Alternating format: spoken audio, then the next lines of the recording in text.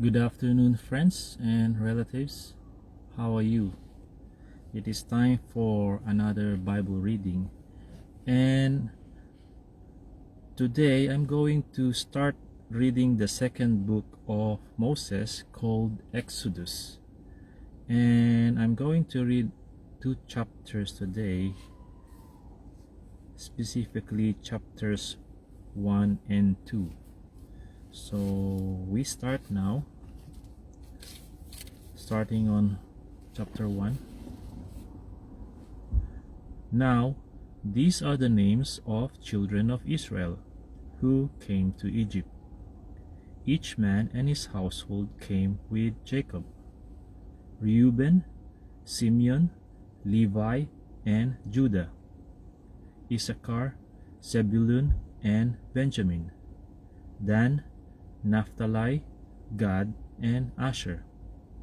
All those who were descendants of Jacob were 70 persons, for Joseph was in Egypt already. And Joseph died, all his brothers, and all that generation. But the children of Israel were fruitful and increased abundantly, multiplied and grew exceedingly mighty, and the land was filled with them. Now there arose a new king over Egypt, who did not know Joseph. And he said to his people, "Look, the people of the children of Israel are more and mightier than we. Come, let us deal shrewdly with them, lest they multiply, and it happen, in the event of war, that they also join our enemies and fight against us, and so go up out of the land." Therefore they set taskmasters over them to afflict them with their burdens. And they built for Pharaoh supply cities, Pithom and Ramses. But the more they afflicted them, the more they multiplied and grew. And they were in dread of the children of Israel. So the Egyptians made the children of Israel serve with rigor, and they made their lives bitter with hard bondage, in mortar, in brick, and in all manner of service in the field. All their service in which they made them serve was with rigor.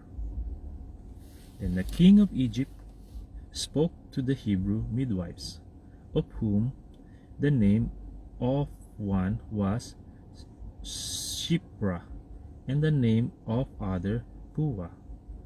And he said, "When you do the duties of a midwife for the Hebrew women, and see them on the birth stools, if it is a son, then you shall kill him.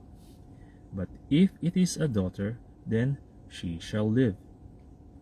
But the midwives feared God, and did not do as the king of Egypt commanded them, but saved the male children alive. So the king of Egypt called for the midwives, and said to them, "Why have you done this thing, and saved the male children alive?" And the midwives said to Pharaoh, "Because the Hebrew women are not like the Egyptian women, for they are lively and give birth before the midwives come to them." Therefore God dealt well with the midwives, and the people multiplied and grew very mighty. And so it was, because the midwives feared God, that he provided households for them. So Pharaoh commanded all his people, saying, "Every son who is born you shall cast into the river, and every daughter you shall save alive." So we finish chapter 1 of the book of Exodus.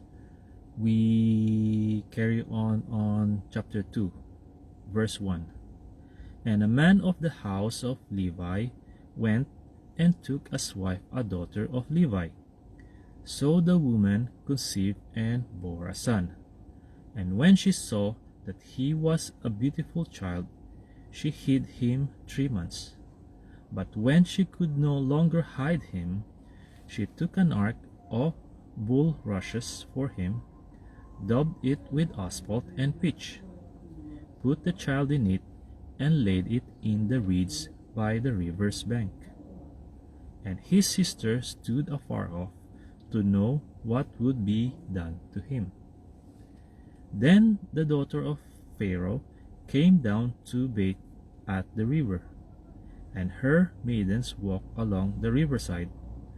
And when she saw the ark among the reeds, she sent her maid to get it. And when she opened it, she saw the child, and behold, the baby wept. So she had compassion on him, and she said, "This is one of the Hebrews' children."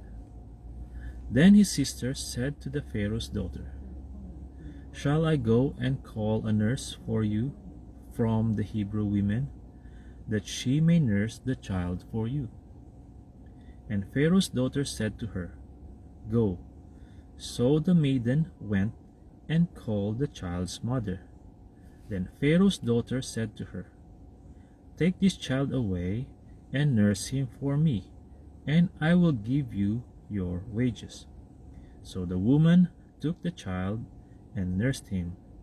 And the child grew, and she brought him to Pharaoh's daughter, and he became her son.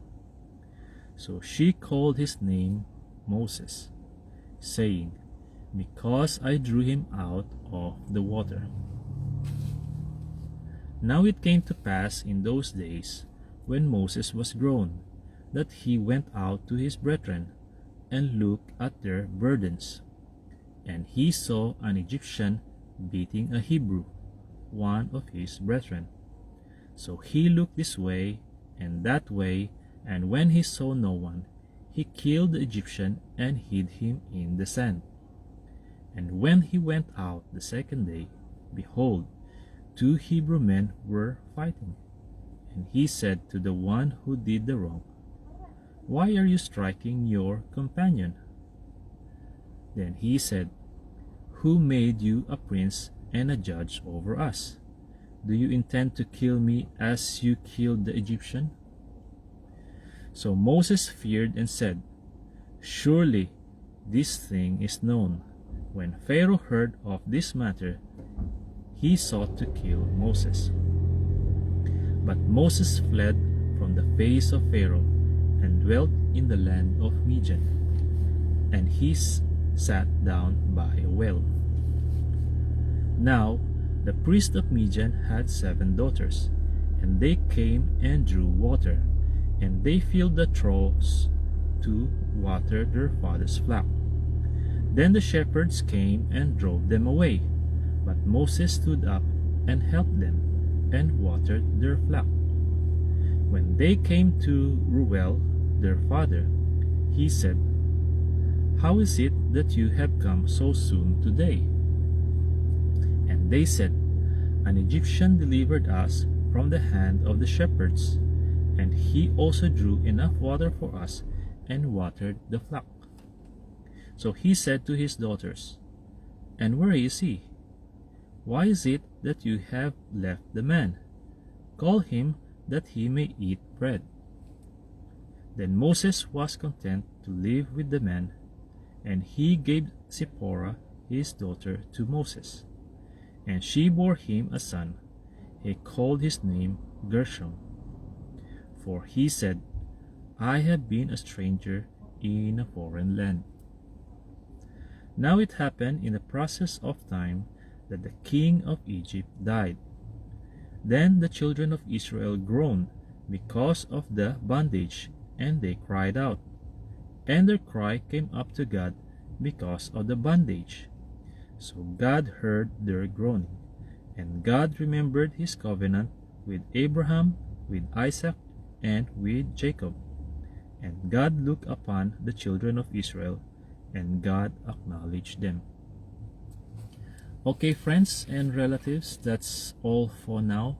But before I go, if you think my Bible reading will benefit you and your beloved friends, then I would like to request you to please feel free to share it in your profile.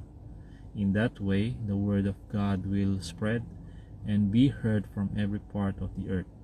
Thank you very much for listening. God bless you all. To God be the glory, honor, and highest praise. See you on my next Bible reading. Bye bye.